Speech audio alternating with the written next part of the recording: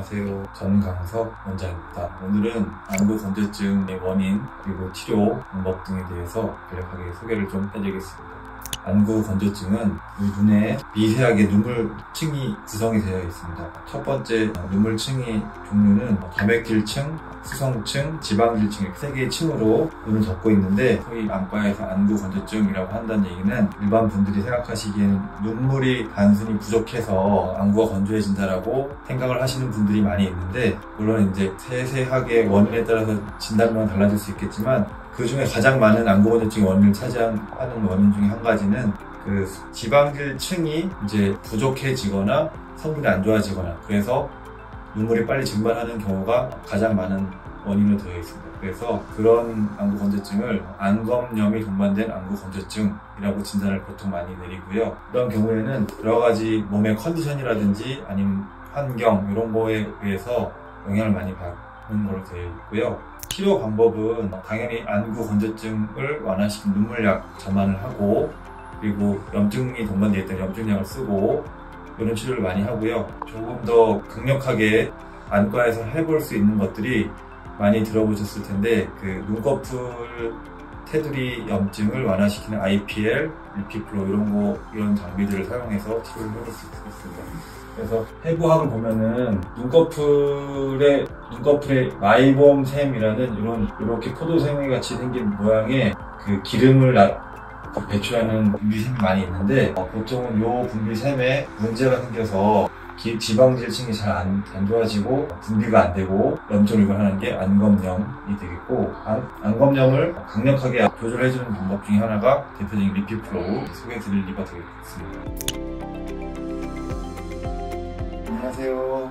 전강석 원장입니다. 리피플로우 장비에 대해서 간략하게 제가 안내를 드리겠습니다. 리피플로우라는 장비는 이전에 말씀드린 것처럼 마이봄샘을 직접적으로 짜주기도 하고 열로 녹여주고 혈액순환을 시켜주고 모세혈관을 확장시켜주고 그런 효과를 가지고 있고요. 이게 직접적으로 마이봄샘을 마치 사람이 손으로 눌러서 마사지해주는 그런 역할을 하기 때문에 여러 장비들 중에서 가장 강력한 효과를 가지고 있다고 알려져 있고요. 이렇게 보시면은 액티베이터라고 하는데, 이것을 안구하고 이렇게 보여드릴게요. 안구하고 눈꺼풀 사이에 끼우게 되어 있습니다. 그래서 작동을 시키면 이 안에 있는 액티베이터의 실리콘 패드 부분이 눈꺼풀을 실질적으로 누르고 짜고 누르고 이런 식으로 순환을 하면서 열을 주고, 일정 부분 이제 온도가 올라가면 짜주고 열을 주고 짜주고 이런 역할을 하는 액티베이터고요. 이게 환자분들께서 눈에다 이렇게 끼운다고 해서 조금 처음에 걱정하시거나 아니면 좀 무서워하시는 분도 계신데, 실제로 콘택트 렌즈 끼우는 거랑 거의 동일한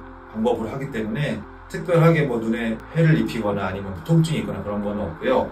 단 이게 서양 사람들 기준으로 만들어진 액티베이터라서 약간 눈이 좀 작으신 분들은 조금 들어갈 때 좀 빡빡하게 조금 불편한 감이 있을 수는 있는데, 근데 눈이 작다고 해서 못하거나 그런 건 아닙니다. 이런 액티베이터가 양쪽 눈에 동시에 이렇게 돼서 이제 동시에 누워서 한 12분 정도 진행을 하면은 보통 한 사이클이 끝나는 것으로 되어 있습니다. 보통은 이제 저희 병원 같은 경우에는 2주에 한 번 정도, 한 3번 정도 쭉 이렇게 해서 효과를 보고 난 다음에, 그 이후에는 환자분마다 효과가 좀 더 길게 가시는 분도 있고 좀 짧게 지속되는 분도 있기 때문에, 그 이후에는 환자분의 진행도에 따라 경과를 봐서 한 달로 늘릴 수도 있고 2달로 늘릴 수도 있고 그런 방법으로 시행하면 될 것 같습니다. 그리고 중요한 거는 이 리피플로우를 하면은 그 직후에 이제 쌓여있던 노폐물이 한꺼번에 많이 쭉 배출되기 때문에 직후에 눈이 좀 빨갛게 되거나 충혈되는 경향이 있고요. 보통 이거 하고서 이제 마무리를 할 때 진료실에서 의사가 이제 마이봄샘에서 나온 분비물들을 청소를 쭉 압출,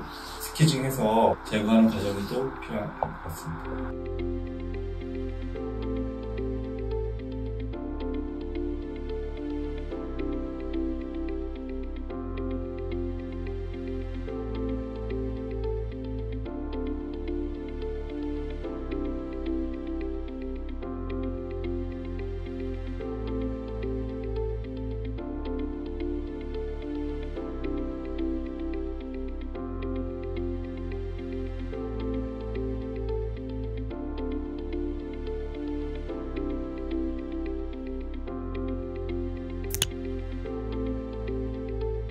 안녕하세요. 정강석 원장입니다. 오늘 IPL에 대해서 간단하게 설명드리겠습니다. IPL은 안과형 IPL이 있고요. 프루브가 있습니다. 안과형 프루브가 있어서 이렇게 눈꺼풀, 눈 주변을 이렇게 레이저를 조사하게 되면은 주변에 있는 모세 혈관이 확장되고 혈액순환이 좋게 되고, 그래서 여기 이 장비도 마이범샘의 기능을 좋게 만들어서 이전에 말씀드린 것처럼 안구에는 있는 눈물층 중에서 지방층을 활성화시켜서 증발 안 되게끔 좋게 하는 역량을 합니다.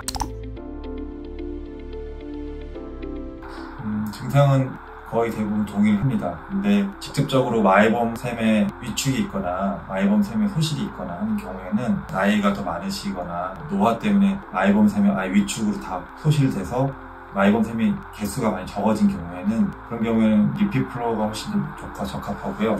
그렇지 않고 젊으신 분들 중에서 일시적인 마이범샘의 기능이 떨어졌다, 장애가 생겼다, 아니면 모낭염이 있다, 그럴 경우에는 IPL이 조금 더 그런 경우에 효과적일 수도 있는데, 근데 어찌됐든 이 두 가지 치료가 다 마이범샘의 기능을 활성화시키는 역할을 하는 거기 때문에 딱 이 환자는 IPL 해야 된다, 저 환자는 리피플로우 해야 된다, 그렇게 구분이 정해진 건 아닙니다. 하지만 효과면에서 봤을 때는 나이가 좀 있으신 분들 리피플로우가 조금 더 적합하다고 할 수 있겠습니다.